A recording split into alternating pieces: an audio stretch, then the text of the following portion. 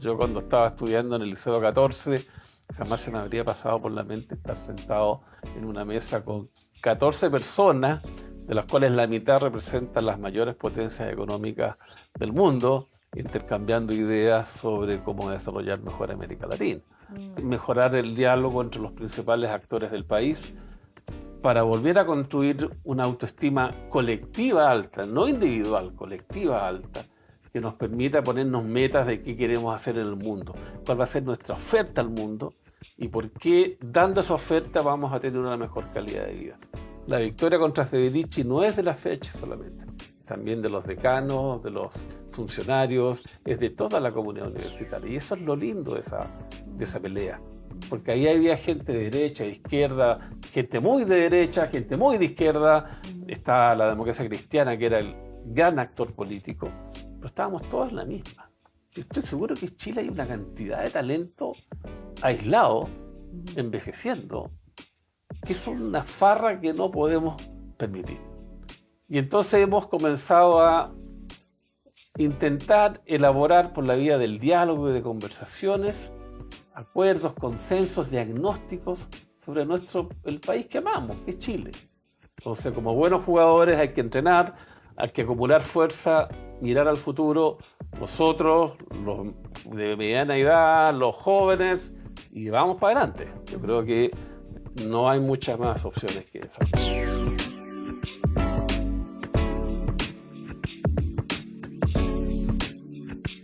Hola Germán, gracias por recibirnos en tu casa.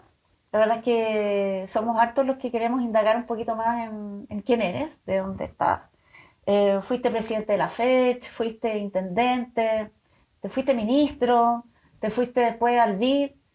Cuéntanos un poco cómo fue este periplo desde la cisterna a Washington, ¿no? Que suena bien eso. Sí, suena bien.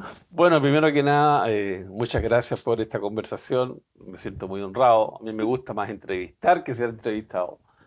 Pero sí, yo creo que hay una bonita historia, no soy el único, de venir de una comuna de ingresos medios bajos, como yo nací en San Miguel, pero casi toda mi vida viví en La Cisterna.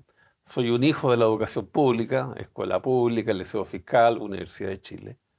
Y la verdad me siento muy orgulloso de que lo que me entregó el sistema educativo en Chile me haya permitido llegar donde llegó. No, obviamente no fue solo gracias a eso, hay también la energía que uno le pone, la manera como uno se desempeña en la vida, pero yo diría que lo esencial está, primero, ser muy honesto. Yo creo que la honestidad es esencial en cómo uno se va perfilando éticamente. Segundo, si uno advierte que tiene condiciones académicas para estudiar, tiene que sacarse provecho a sí mismo. Y segundo, el vivir en comunidad.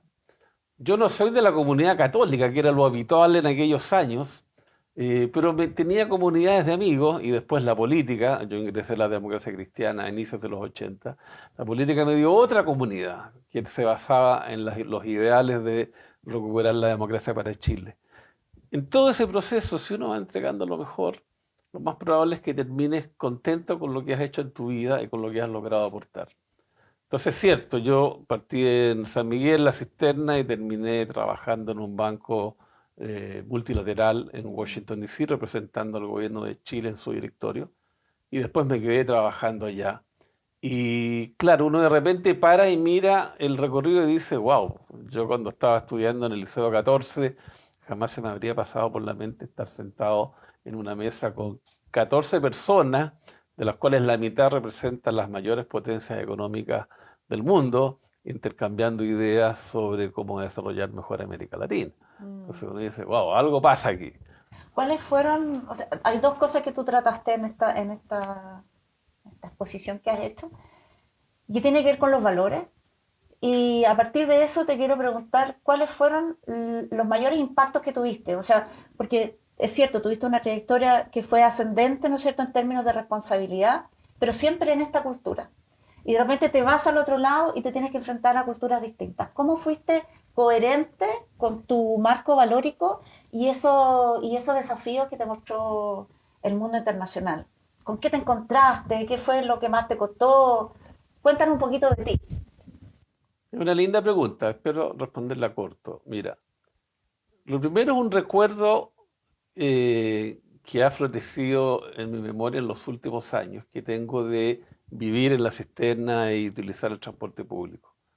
Yo recuerdo que, bueno, las micros iban llenísimas siempre, yo me iba colgando, pero a veces tú ibas dentro y yo recuerdo en Gran Avenida, la micro parar, que la gente se subiera por la puerta trasera en lugar de la delantera y pasara el dinero Claro, por las manos de todos los que estaban hasta el chofer y volviera el boleto con el con vuelto. el vuelto, sí. Y nosotros, ¿qué es lo que éramos en esas comunas? Primero había que preocuparse que no te cogotearan, que no te asaltaran en la noche, que era el riesgo que había en ese minuto.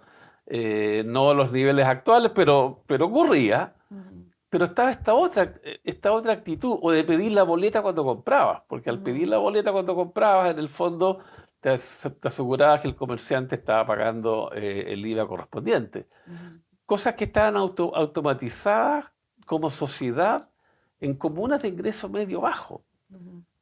Y después hacer la gestión pública cuidando los recursos públicos.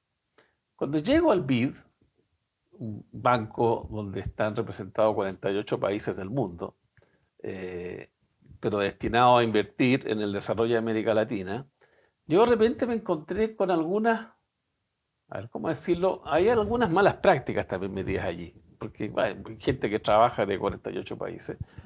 Y yo de repente reclamaba porque no estaban a los estándares que yo Que había tú conocido tenías. en el sector público chileno y en la sociedad chilena. Y entonces, claro, llego a un país desarrollado, me siento con potencias mundiales y vecinos latinoamericanos y caribeños, y no todo era oro, no todo brillaba. Mm, Había muchas cosas que aprender, por supuesto, de la experiencia de países desarrollados, de sus sociedades, pero también habían lunares que yo en ese tiempo no veía en Chile. Eso me chocó un poco.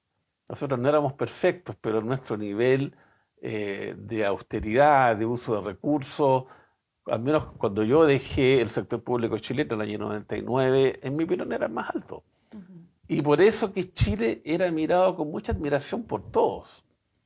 Recuerdo en una ocasión el accionista más importante del banco, que es Estados Unidos, tiene el 30% de las acciones, va a mi oficina, y por tanto mucho poder, va a mi oficina, y yo en ese minuto como director de Chile, era el decano de los directores, es decir, el director que había pasado más años pasaba a ser como la autoridad, el primus inter pares. Ujú. Y él va a mi oficina y me dice, mira, yo represento a Estados Unidos, tengo el 30% de las acciones, tenemos derecho a veto si quiero, pero tú me dices, tú tienes más poder que yo. Ok. Y él lo decía en el sentido que el poder emana al final de cómo eres desde el punto de vista del liderazgo. Ujú, Y no necesariamente de la fuerza, que también es una forma de poder, o de la coerción. ujú. Y que haya ido un director de un país como Estados Unidos a decirme a mi oficina, por voluntad propia, no porque Claro, no hubiéramos algún porque... conflicto, tú tienes más poder que yo ante el banco, a mis colegas. A mí realmente, no sé, yo me sentí orgulloso. Obvio que sí, obvio que sí. Hay algo en lo que se trasunta de lo que tú dices y que es una confianza muy grande. Así que si eso tuvo que ver con tu crianza de estas mujeres fuertes, donde sea que estén, salud y honra para ellas también, pues. Sí, yo me crié con mujeres fuertes, mi madre, mis dos hermanos, yo era el menor, el regalón, como se dice en chileno. Sí, porque ¿Y hacías todas las cosas de la casa o no te dejaban hacer las cosas de la casa? yo tenía que ir a comprar Ah, ok. Ya, y, pero lo pa- hacías en la y, cámara, y cobraba cocinabas. una comisión. Ok. A El veces peaje. a veces hacíamos todo, pero claro, los roles eran más tradicionales. A mi hermana le correspondía un poco más de cosas domésticas Ujú. que yo, pero yo iba a comprar. Está bien. Oye, y en este rol del beat, cuéntanos un poquito cuál fue el rol que tú jugaste. Tuve diversos, llegué como representante del gobierno de Chile al directorio. Ujú, El, el accionista se representa en el Ministerio de Hacienda, en ese minuto era Nicolás Izaguirre. Estamos hablando del gobierno de Ricardo Lagos, con quien había trabajado yo en Chile en los 90 en el Ministerio de Obras Públicas al inicio del gobierno de Eduardo Frei. Y ahí estuve aproximadamente 6 años. De ahí tuve una pequeña pasadita un año en la OEA, porque José Miguel Insulza se va a la OEA, Ok. pero rápidamente o sea, hubo elecciones en el BID en esos 6 años, llega un nuevo presidente colombiano, quien yo no conocía, y ellos al año me invitan a trabajar al gabinete de este presidente. Yo no los conocía, ellos me invitaron. ¿Qué edad tenías, perdona, en esa época? Wow, debo haber 40. tenido 46, Ok. ¿sí? Ya eres grande, ya. Y no, ya era adulto, ya, sí, caminaba y comía solo. Cruzaba ahí la calle. La cruzada la calle. Y después, al poco tiempo de estar como asesor del presidente, él me nombra su jefe de gabinete. Chief of Staff, que es Interesante. claro. Y después, al poco tiempo, me nombra secretario del banco. El secretario del banco, en un banco de desarrollo, no es el equivalente a un banco privado. Un banco privado, el secretario usualmente es como el asesor legal. En el BID es como una mezcla entre el encargado de la gobernabilidad interna del banco, los gobiernos y el banco en Washington. Y es como un canciller, por así decirlo. Se preocupa de que la gobernabilidad del banco funcione. Y ese fue mi rol por 12 años aproximadamente. Qué interesante. Y por tanto tuve la posibilidad de sentarme a conversar con 48 gobiernos, distintos temas, eh, ayudar a negociar a China con Estados Unidos, por ejemplo, o tratar de llegar a acuerdos entre países asiáticos por ciertas distribuciones de acciones. No, fue una experiencia maravillosa y te permite conocer el mundo real, del poder real, de las cosas que pasan en este planeta, porque el BID, a diferencia del Banco Mundial y los colegas como el Banco Asiático de Desarrollo y el africano, es el único banco en donde por suscripción de acciones los prestatarios, es decir, los clientes del banco, tienen un poquito más de acciones que los que Ok. supuestamente ponen dinero. No es verdad, nadie pone mucho dinero. Más bien se compromete a poner dinero. Pero eso es muy raro, porque usualmente en los otros bancos, el G7, o sea, las economías más desarrolladas, bueno, hace unos años atrás, hoy día ha cambiado eso un poco, en el fondo presta su triple A para que el banco se endeude barato y al endeudarse barato le puede prestar barato a los países. Después los países pagan y así funciona Ok. el banco. Ok. Estoy haciendo una cosa muy chiquitita de la mecánica financiera del BID. Entonces, eh, ese, esa mirada de todo el planeta y de ver cómo manejan el poder y cómo eh, las miradas, distintas miradas de desarrollo que tienen, es muy interesante, muy De interesante, eso quería preguntarte un poco, porque tú saliste de Chile ya siendo un animal político maduro, ¿no? En estas huestes, por lo menos. supongo. Sí, bueno, es de esperar. Claro. Entonces, tu mirada, independiente que tú tuviste un tema técnico bien importante, pero me imagino que tu mirada nunca dejó de ser política. O sea, como que ganas de estar en todas esas conversaciones y ir a ver, un poquito de esto me gustaría llevar para Chile, un poquito de esto me gustaría que fuéramos así. ¿Cuáles para ti fueron esos rescates, no quiero decir intelectuales, ideológicos, pero me entiendes la pregunta, en el sentido de que de toda esa experiencia tú rescatarías para un futuro de Chile? A ver, primero quiero indicar, para que se entienda mi respuesta, que yo estudié ingeniería eléctrica. Yo digo que yo no soy ingeniero Ok, eléctrico ok. porque desde que fui electo presidente de ingeniería en el año 85 en la Chile, después fui presidente de la FECH, mi vida cambió. Es cierto, seguí siendo técnicamente competente, soy uno de los organizadores del cómputo del no, pero rápidamente la vida me llevó por otros caminos. Y lo que agradezco de mi carrera es que podía abordar cualquier temática pública y rápidamente aprenderla y aportar. Entonces, efectivamente, como tú bien resumes, yo ya era un animal político con un buen respaldo técnico, o sea, con la capacidad intelectual de entender los tecnicismos de temáticas Claro. que son eminentemente políticas, como por ejemplo el desarrollo, como por ejemplo la evaluación. O sea, yo cuando llego al BID soy uno de los pocos directores que empuja la evaluación de lo que hace el banco. Ok. O sea, que no bastaba con entregar la plata en Claro. un préstamo y después nos olvidamos, sino Lo que que se mide no vamos y existe. midamos qué impacto tuvimos. Y de hecho, eso hacía que los países nórdicos tuvieran mucho respeto con nosotros, porque veían a un país latinoamericano diciendo, oiga, tenemos que evaluar, y a ellos les costaba mucho entender Claro. cuando en rigor hay los países latinoamericanos usualmente están siempre pidiendo recursos. Eso ha ido cambiando un poco con un mejor manejo macroeconómico. Entonces, tú me preguntabas por las lecciones. Yo diría que esa es la esencial. O sea, un perfil político, pero amparado en un buen bagaje técnico y en una apertura intelectual que te permita aprender y ponerte al día siempre, porque esta es una actividad permanente. Uno no se pone al día una vez en la vida o dos, uno está permanentemente poniéndose al día. Es, yo creo, una de las lecciones más importantes para mí y que me permitió a mí eh, el delivery, entregar en todas las mesas que me tocaba sentarme a negociar y a trabajar, entregar lo que yo creía que era mejor para ese minuto para la institución que representaba. En Japón, ¿no es cierto?, está el tercer sector, que es bien importante respecto del movimiento económico que hay en el país. En Francia están estos planes plurianuales de inversión donde el Estado tiene una visión de largo plazo. ¿Cuál es para ti el rol del Estado en todo esto que tú llamas el desarrollo? El Estado es un actor insustituible y en todos los países del mundo y los desarrollados en particular juega un rol relevante. Uno mira ahora con Trump, por ejemplo, toda esta guerra que tiene con algunas universidades y la cantidad de miles de millones de dólares de subsidio que le saca a la universidad, donde se supone que el Estado tiene un rol mucho menor. Y eso ocurre lo mismo en el resto de los países desarrollados. El Estado es un actor esencial. La gran diferencia es la mirada estratégica de las personas que les toca estar dirigiendo el Estado. Me acuerdo cuando sale electo Trump la primera vez, hay un chileno, un tipo que dicen que era chileno, pero no, vivió en Chile, que tuvo un cargo muy importante cuando era secretario de Estado Hillary Clinton. Gana Trump y yo le digo, bueno, ¿y qué van a hacer ustedes ahora? Porque viene este señor que parece no respetar ninguna regla. Y él me dijo, no, me dice, porque aquí están las instituciones. Y las instituciones le van a poner freno a Trump. Y él olvidaba que las instituciones son dirigidas por personas, no son edificios. El Banco Central no es el edificio que está ahí en la esquina de, no recuerdo, Morandé con... ¿Cuál es la calle donde está?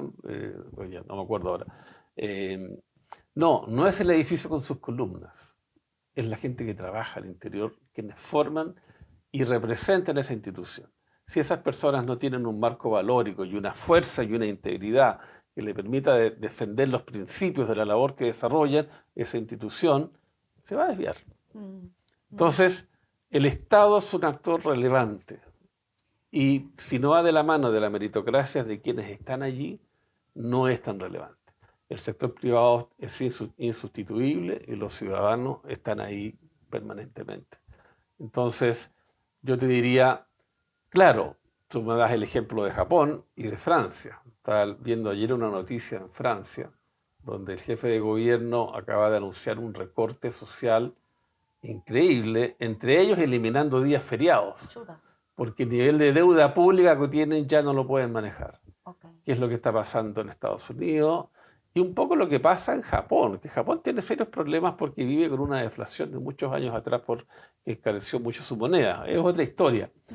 Entonces son buenos ejemplos desde el punto de vista que tienen prácticas de la labor pública que supuestamente les da una cierta ventaja que en parte justifica que sean economías desarrolladas.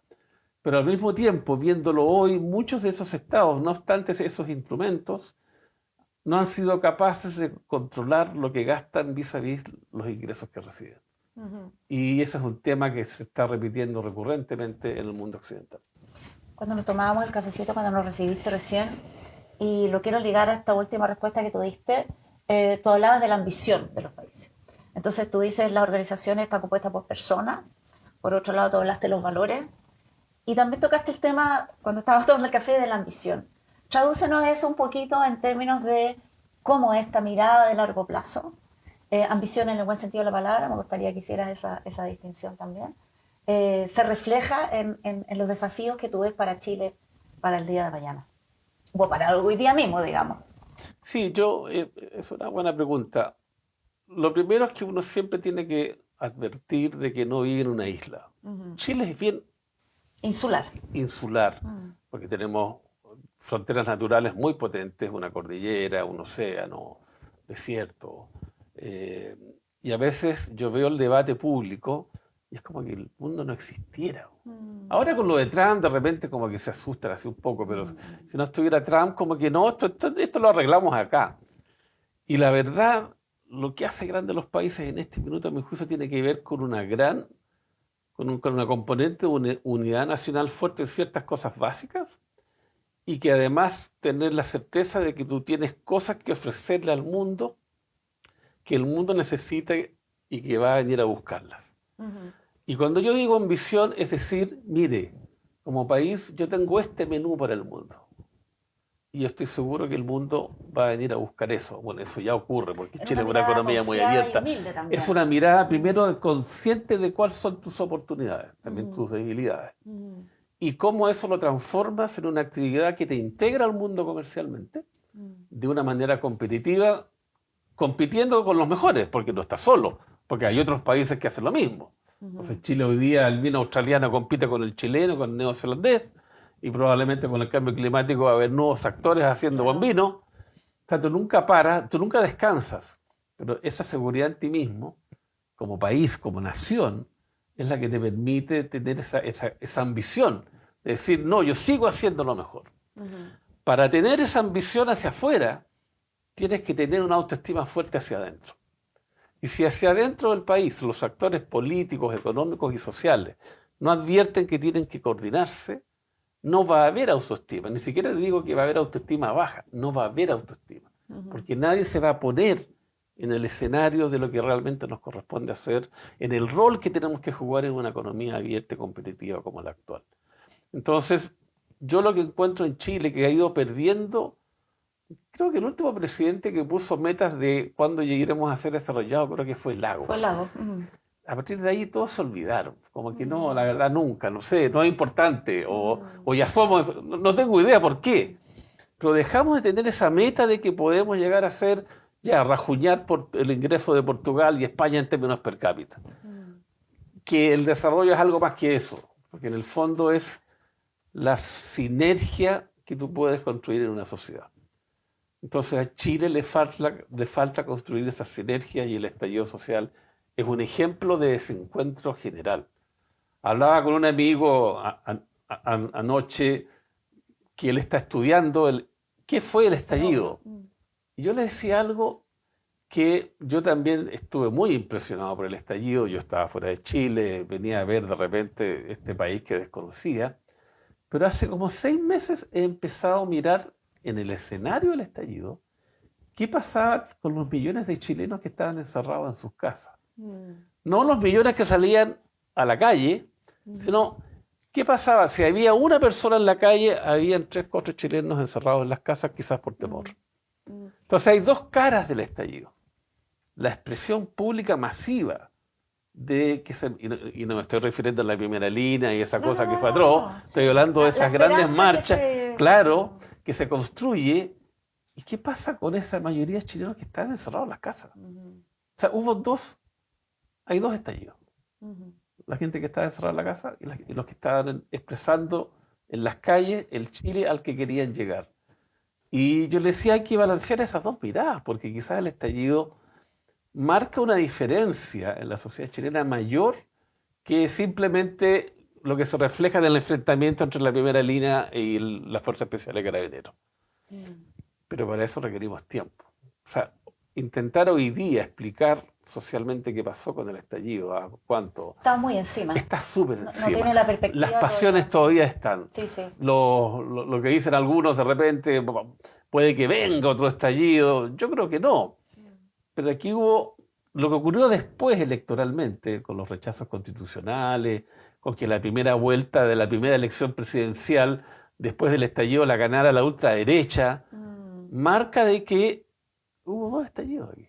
Sí. Gente que estaba guardadita y gente que estaba en la calle. Y de hecho, entre la misma gente que estaba en la calle, estaban los de la primera línea y toda la masa grande que salió. Y ahí, no sé si compartes o no, pero los partidos políticos estaban cada uno mirando desde su propio es que nadie lo vio venir. ¿A dónde llegaba el agua del río? Y estuvieron ausentes. Trataron de subirse y ahí cayeron un poquito en el populismo, en los retiros y todo eso. Pero obviamente estaban en otra parte. O sea, realmente no jugaron ningún rol, daba pena. Recordábamos en la conversación previa de que a propósito de esta unión de los actores, los grandes actores políticos para construir una cierta unidad nacional que te genere esa autoestima elevada y te construye esa ambición para hacer más en el mundo, una gran oportunidad hubo en el estallido cuando los grandes empresarios de los grupos, las cabezas de los grupos dicen, ok, sentémonos a negociar Sí, un Chile distinto. sí, Y en ese minuto no había ningún interlocutor validado al otro lado. claro. No había nadie que pudiera decir con legitimidad, yo me siento a negociar con Luxic o que corresponda con Mate, con el grupo que sea, porque tengo la legitimidad detrás de mí, tengo el apoyo masivo de la ciudadanía. Esa, uno puede decir, fue una oportunidad perdida. Para mí es que, bueno, se pueden generar condiciones, no había estallido, que quizás puedas hacer eso. Puedas sentar a la mesa a actores sociales, con los empresarios, con los agentes del Estado allí, haciendo la labor de construcción, de tejer acuerdos para mirar un Chile a futuro, a largo plazo.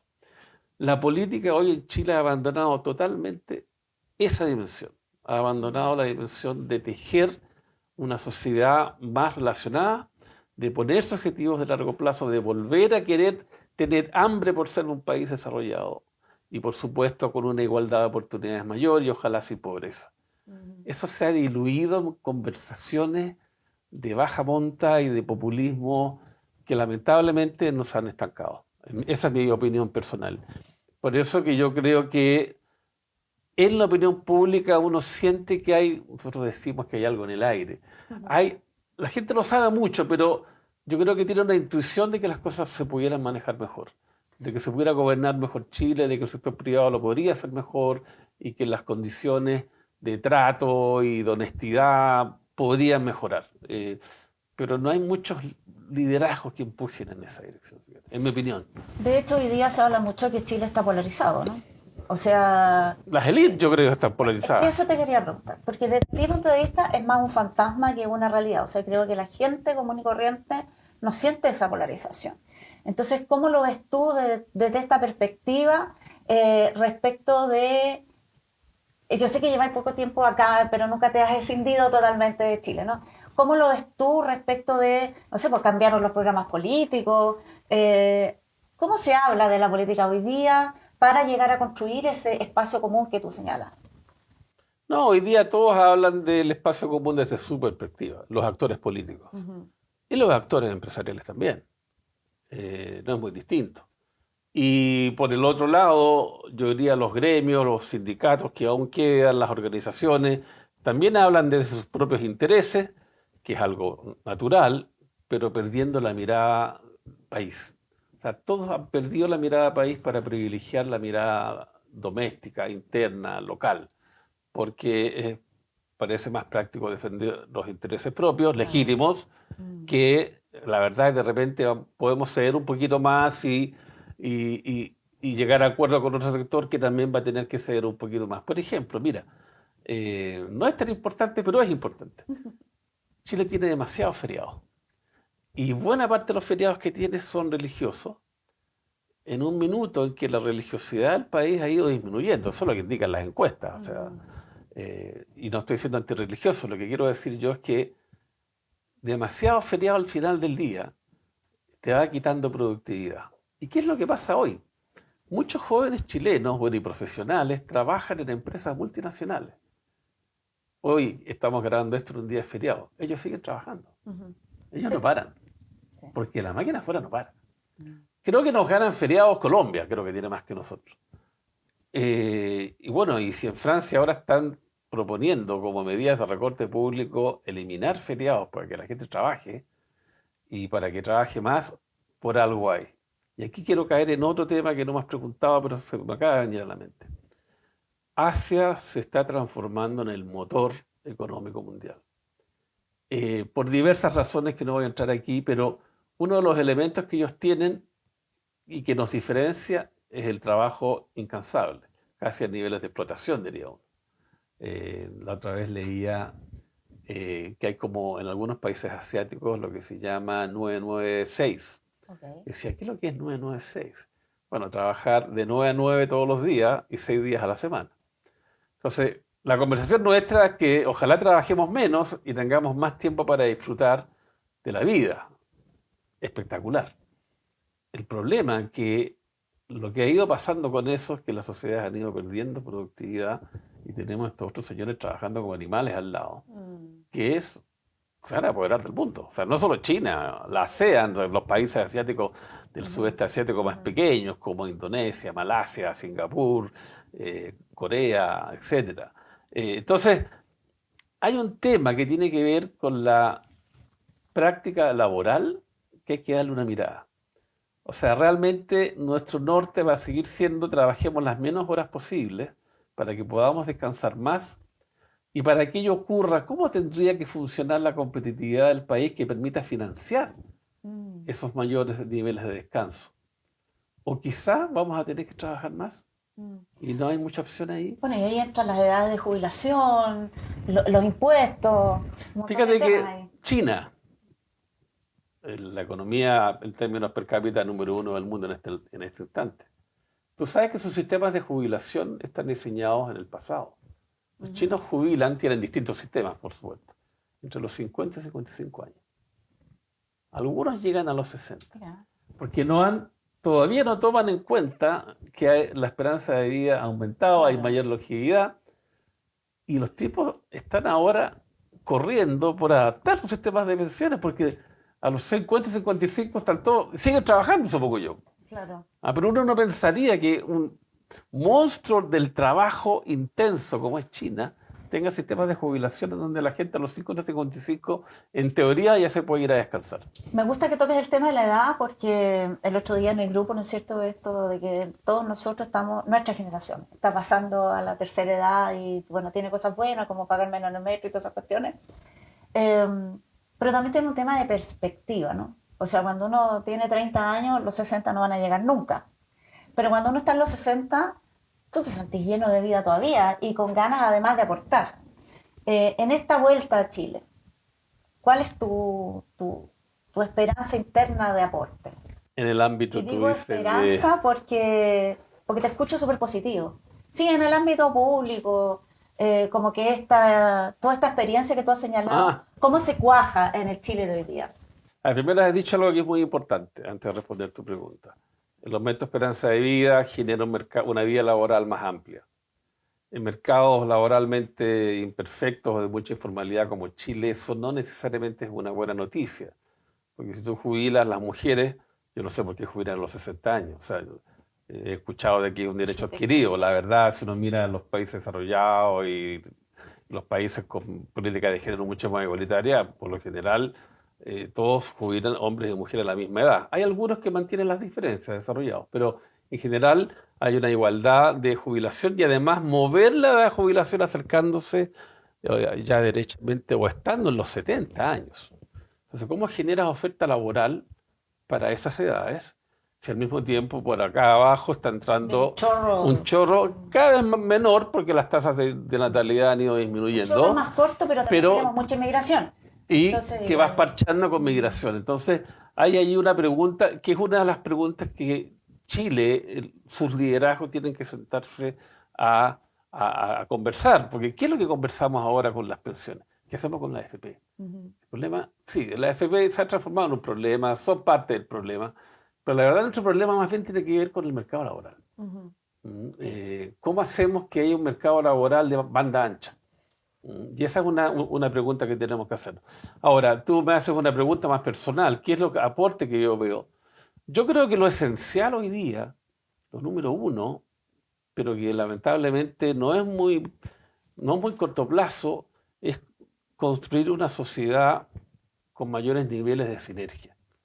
Realmente mejorar el diálogo entre los principales actores del país para volver a construir una autoestima colectiva alta, no individual, colectiva alta, que nos permita ponernos metas de qué queremos hacer en el mundo, cuál va a ser nuestra oferta al mundo y por qué dando esa oferta vamos a tener una mejor calidad de vida.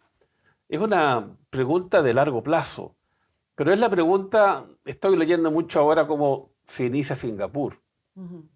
Muy cortito, Singapur, una isla 10 veces más chica que Chiloé, con 2 millones de personas, chinos, indios y malayos, ni siquiera compartían el idioma, con conflictos religiosos, y que de repente, y que dependía del agua de Malasia, y de repente se la cortan y los expulsan en el 65, y sus líderes toman la decisión de construir una identidad de país.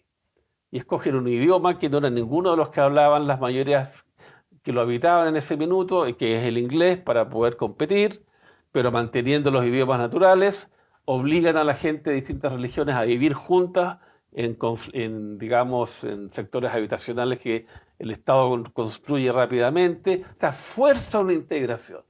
Claro, eso es más asiático, algunos dicen que es muy autoritario, y lo es de hecho, pero, pero es un autoritarismo con una legitimidad bastante alta. Yo no digo que sigamos ese camino, pero sí que identifiquemos aquellos elementos como identificaron en Singapur, como las diferencias étnicas, religiosas, como elementos que impedirían el desarrollo y la sobrevivencia de Singapur como país. Que identifiquemos esos elementos en Chile y nos pongamos una meta de cómo superarlos de una manera armoniosa. Ujú. Ese ejercicio es clave. En paralelo, el país tiene que seguir funcionando, obviamente. Y bueno, y seguiremos haciendo los ajustes a los sistemas de pensiones, porque yo creo que ahora hicimos una reforma, estoy seguro que en 5 años más va a haber que hacer otra, porque en rigor tampoco le hemos hincado el diente a fondo al asunto. Y ver qué hacemos en productividad. Porque nuestro problema hoy día es que la productividad de Chile está disminuyendo. Y eso, como somos tan insulares, como tú muy bien dijiste, la gente no lo ve muy claramente. Y resulta que el Estado hoy tiene menos dinero del que tenía hace 10 años atrás. Sí, po. Entonces, yo veo ciertas candidaturas que siguen ofreciendo financiar derechos, y la lista de derechos aumenta, y la lista por financiarlos aumenta, y ya no tienes la caja fiscal que tenías antes para poder hacerlo. Ya no tienes la caja fiscal para hacer lo que en su minuto hace Lagos con el programa Auge en Salud, digamos, de patologías garantizadas. Ya tienes mucho menor margen de maniobra, y lo que quieras acometer seguramente vas a tener que incrementar tu nivel de deuda. Ujú. Deuda externa, por supuesto. Entonces, realmente yo creo que hay una coyuntura de la cual hay que hacerse cargo. Hay una demanda de la sociedad de poder vivir en mejores condiciones, pero al mismo tiempo, si no entendemos que si no somos más productivos, si no trabajamos más y no hay una mirada de país en conjunto, el problema en rigor no lo vamos a resolver, lo vamos a patear. ¿Y cómo lo vamos a patear? Endeudándonos cada vez más hasta que lleguemos a un minuto en que ya no. Si nos seguimos endeudando, vamos a terminar como algunos países vecinos. Aparecen muchos temas, la verdad.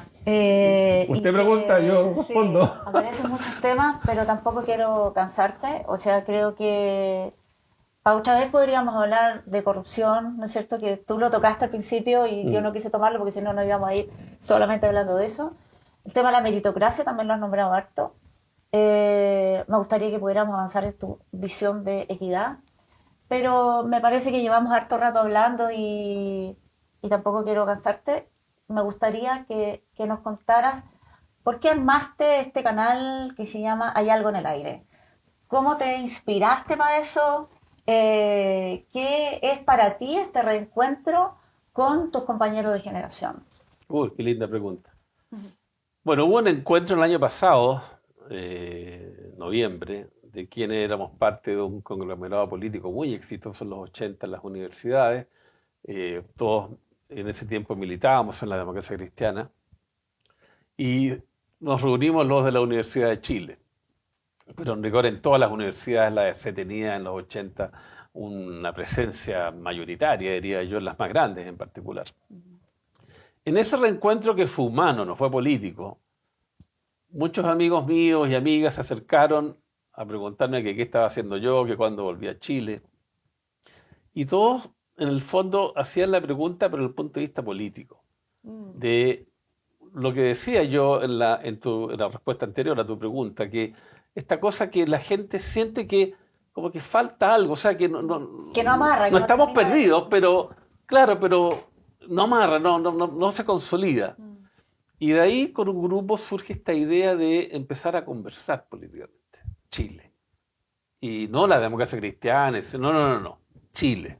¿Qué está pasando con Chile? ¿Qué fue el estallido?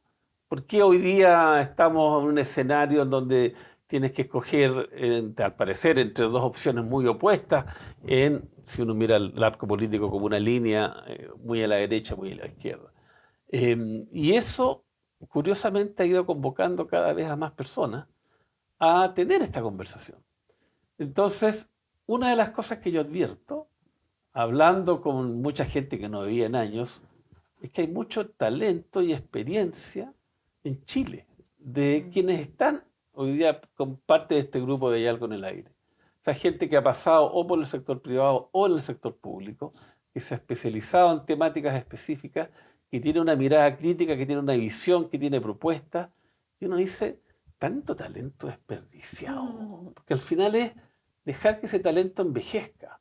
Claro. Y no aprovecharlo. Envejezca para mal, digamos. Claro, y si tú extrapolas a Chile, porque estoy hablando de un grupito chiquitito de la Chile de los 80, yo estoy seguro que en Chile hay una cantidad de talento aislado, envejeciendo, que es una farra que no podemos permitir. Y entonces hemos comenzado a intentar elaborar por la vía del diálogo y de conversaciones, acuerdos, consensos, diagnósticos sobre el país que amamos, que es Chile. Y eso ha significado además que yo tomé la decisión, junto con otros factores familiares, de regresar a Chile e intentar hacer algún aporte en un escenario político que, a mi juicio, está muy, muy liviano en el sentido de la profundidad de los temas que se conversan. Y por esa razón estamos conversando hoy día. Yo estoy aprendiendo mucho. O sea, estoy muy feliz de que mucha gente con la cual solo nos juntábamos en las asambleas o en las marchas gritando en las calles, hoy día uno se da cuenta que es un experto o en temáticas laborales o de productividad, etcétera, etcétera. Así es que yo espero que este grupo contagie a otros y empecemos nuevamente la conversación en serio sobre el Chile que queremos. Espero que tengamos la capacidad de llegar a esa meta. Ya tú hablaste de la Chile. Yo creo que en la reunión había de otras universidades también, para no dejar de fuera la Universidad de Santiago. No, pero mencioné que en las otras Sí. universidades. ¿Qué opinas tú? A ver, cambiamos de rol. ¿Qué opinas tú? A ver. Es que me están soplando que te pregunté poco de la fecha. Entonces, no sé, antes de que yo te conteste, cuéntame tú un poquito de la fecha. Porque después te van a decir, se les olvidó preguntar para nuestra generación lo más importante, te tocó Federici. A ver, para no vivir la... Perdona, voy a hacer la pregunta Ya. desde cuando yo le dije a mis hijas, voy a entrevistar a Quintana, y me dijeron, ¿y este quién es? ¿No es cierto? Entonces, cuéntanos quién es ese señor en la época de la fecha. Bueno, a ver, ¿cómo lo hago? Sí, yo fui presidente primero de Ingeniería en la Universidad de Chile, que era la facultad más grande de la universidad, 5.000 estudiantes. Y después ocurre algo, un quiebre político, que tiene mucho que ver con lo que está pasando hoy día en Chile. Un quiebre político de que actores que usualmente competíamos en plataformas políticas distintas, aunque trabajábamos juntos en las federaciones, deciden armar una propuesta política en común para una elección de la fecha, y que se llamó la Fuerza de Cambio, que era la democracia cristiana, fundamentalmente con el bloque socialista de la época o el socialismo renovado, es decir, sin el Mundo Almeida. Okay. Ese fue un quiebre que sorprendió a todos los actores. ¿Y por qué lo hicimos? Porque veníamos de la época de las protestas y ya en el 86, con el paro nacional y el atentado a Pinochet, se produce una gran merma de la participación ciudadana, no porque se pusieran pro Pinochet, sino que porque les daba miedo salir a la calle. Por supuesto, claro, era el miedo. La violencia nos mató la masividad y al matarnos la masividad nos dañó la legitimidad. Entonces, ¿cómo rompíamos ese círculo que parecía que no teníamos la fuerza como movimiento social de cambiar el tablero, no jugar con la regla de Pinochet, que era meterle violencia al proceso? Claro. Ahí ganaban ellos, no ganábamos nosotros.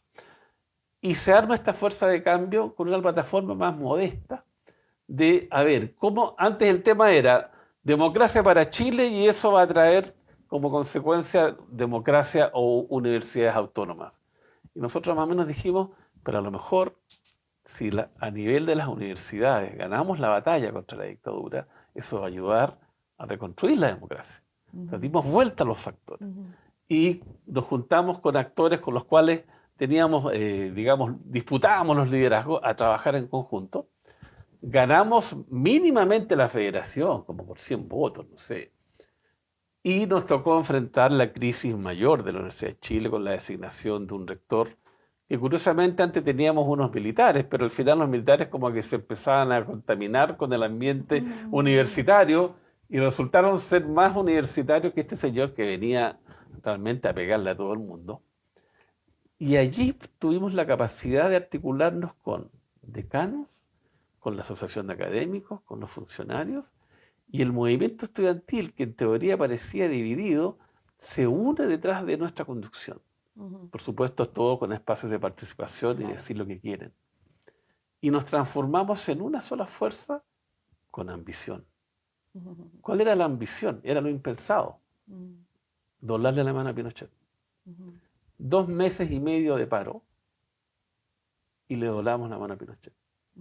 Y esa fuerza de cambio permite, a mi juicio, amigos míos dicen, no, tú estás exagerando, que el ánimo con que se enfrenta el plebiscito del 88 sea distinto a el que teníamos a la fecha, que era el paro del 86, el paro nacional que fue exitoso, pero la verdad fue muy violento. Ahí queman a Carmen Gloria Quintana, a Rodrigo Rojas, allí se va toda la Asamblea de la Civilidad presa y a partir de allí Chile deja de movilizarse.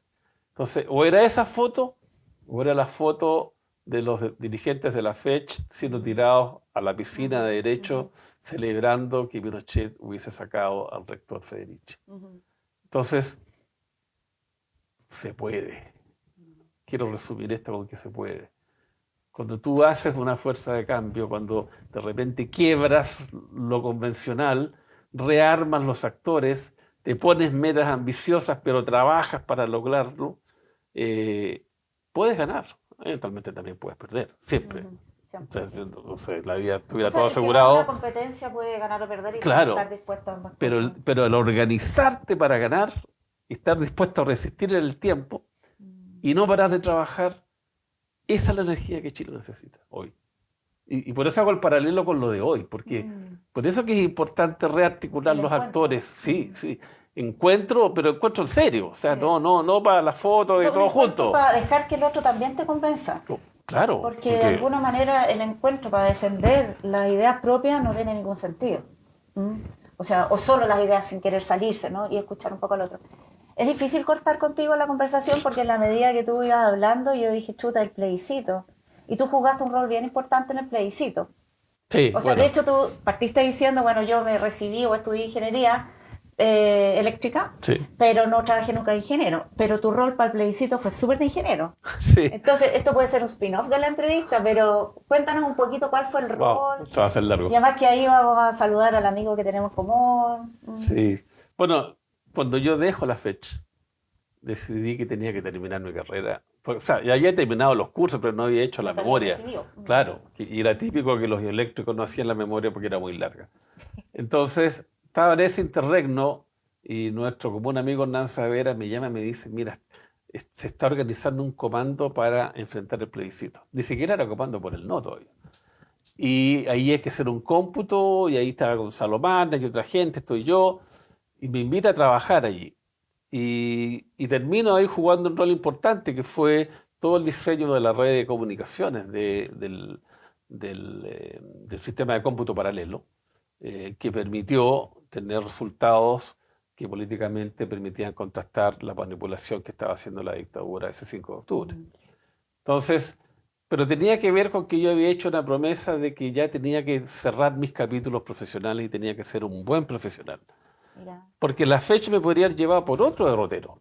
Tratar de, no sé, si volvía a la democracia, ser diputado, que era una opción, pero yo consideraba que en lo personal, no, yo tenía que ir cerrando cosas, en lugar de dejándolas abiertas, persiguiendo el corto plazo. Y creo que fueron buenas decisiones. Yo realmente creo que fueron, en lo personal, buenas decisiones, porque me hicieron al final del día un mejor profesional y me permitió ir conociendo experiencias laborales más desafiantes. Entonces, claro, la fecha del 86 que le toca enfrentar la crisis de Federici el 87, no es solamente una victoria de las pocas, sino la única contra la dictadura. Es la emergencia de una coalición de liderazgos distinta a la que había venido y se había ido conformando desde finales de los 70 para enfrentar a la dictadura. Y ese quiebre de actores genera un cambio que permite recuperar la masividad, la confianza y la capacidad de interactuar con otros actores presentes en la universidad.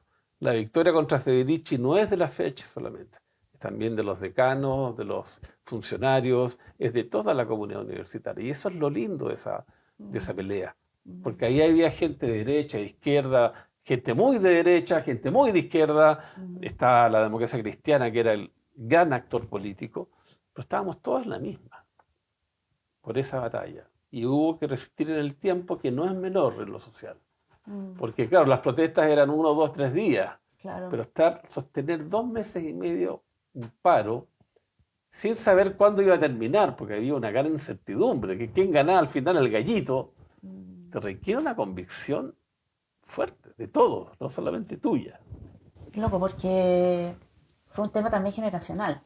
O sea, cuando tú hablas de la articulación que se dio después de los 70, o después del 73, versus esta fuerza joven que salía y que no tenía los prejuicios que tenían los que venían de antes, y es capaz de integrar en este espacio colectivo una nueva forma de acercarse a la política. Y en el último tiempo también había un desafío generacional. O sea, el Frente Amplio es eso. De hecho, ahí están varios de nuestros hijos, ¿no es cierto?, Sí. metidos en todas esas cosas. Entonces se da un tema bien bonito que habla sobre la evolución de Mm. de Pero los hay un pueblos. cambio, hay un matiz con Frente Amplio, Por eso, dale.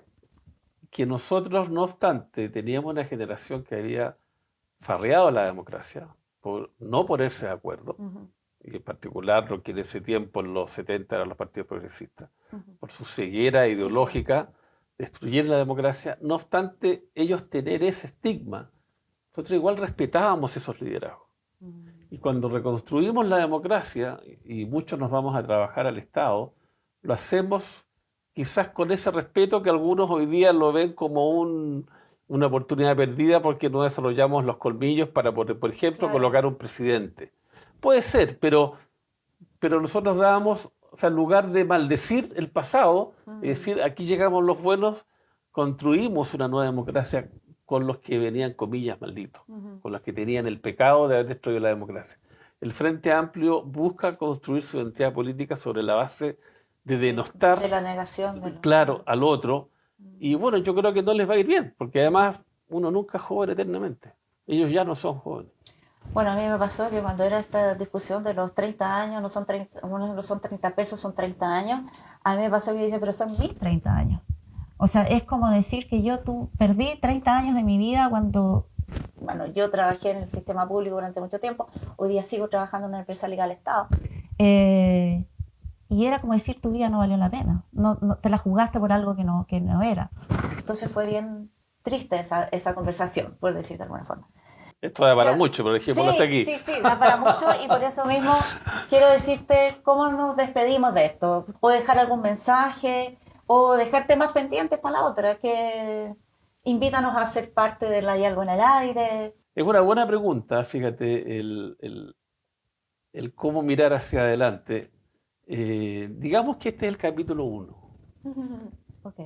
Yo creo que vienen muchos otros capítulos de conversar, de buscar, de aprender, y darnos cuenta de que, a diferencia de los 70 y de los 80, donde todo se hacía boca a boca, porque en ese tiempo no había internet, Sí, pues, sí. no había celulares, No había celulares. no había WhatsApp. No. Ah, hoy día tú, con esas nuevas herramientas, que al mismo tiempo son oportunidad y riesgo, tú puedes ir generando estas comunidades. Y así como, por ejemplo, en el plebiscito tuvimos que hacer transmisión de datos de todo Chile sin tener internet, bueno, algo había, pero solo en las universidades, sino que usando fax y y estafetas que corrían con los papeles, y logramos una victoria. Hoy día, utilizando estas herramientas de una manera adecuada, debiéramos poder tener la capacidad de que haya más capítulos de Hay algo en el aire, debiéramos tener una mejor capacidad de construir plataformas políticas que orienten al fortalecimiento de la autoestima y la identidad chilena y que nos genere nuevamente esa ambición de ser un país desarrollado. Hay que recuperar esa ambición. Eso no hay que abandonarlo porque la competencia que hay afuera es cada día más intensa y nosotros muchos parecemos no percatarnos de esa competencia que se está jugando afuera. Entonces, como buenos jugadores hay que entrenar, hay que acumular fuerza, mirar al futuro, nosotros, los de mediana edad, los jóvenes, y vamos para adelante. Yo creo que no hay muchas más opciones que esas. Bueno, yo te quería agradecer. Además, estaba bueno el café también, porque nos amenazaste que el café no era bueno, no, estaba buenísimo. Tenemos un montón de otros temas que hablar contigo. De hecho, está la colección de discos, no sé, pues sí, bueno, la música. Una enciclopedia. Así que nada, pues muchas gracias por el placer de haber conversado contigo, haberte escuchado. Quedaron muchos temas todavía sin tocar. Espero que los podamos tocar más adelante. Y nada, pues nos estamos viendo en Hay algo en el aire. Muchas gracias a ti y a quienes espero vean completa esta conversación. Y gracias por todo. Tal cual, ok.